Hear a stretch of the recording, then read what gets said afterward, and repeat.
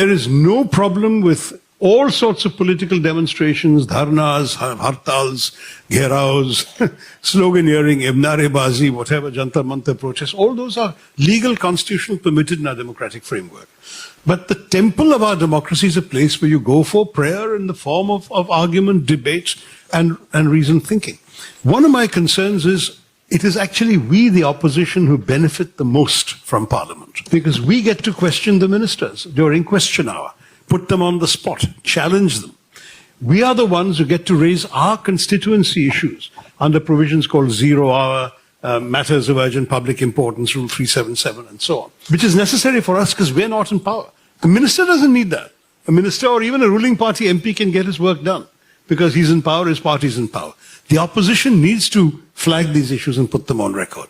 We're cheating ourselves of both the question hour principle and the constituency matters or any matters of national importance we wanted to raise. And we are also losing the opportunity to place our views on record on the kind of legislation the government brings to us. See, you have to understand, it's not just only for the Samvad's sake.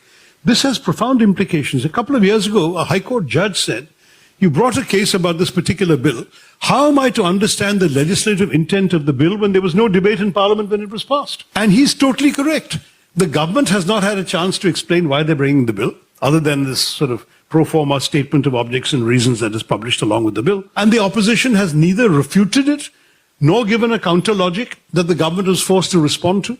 You see, the whole assumption behind this kind of disruption is the government will pass the bill anyway because they have the votes. But Vajpayee Sahib, when he was in the opposition in the 1960s, made a famous comment that I've frequently quoted when he said to Mrs. Gandhi, who was Prime Minister in the late 60s, he said, we have the arguments, you have the votes.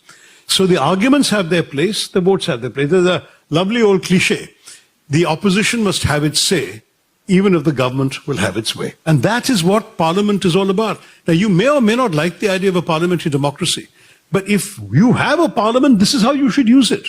By disrupting it day after day, washing out entire sessions, you are actually depriving the opposition of an opportunity to do all these things that I've mentioned to you.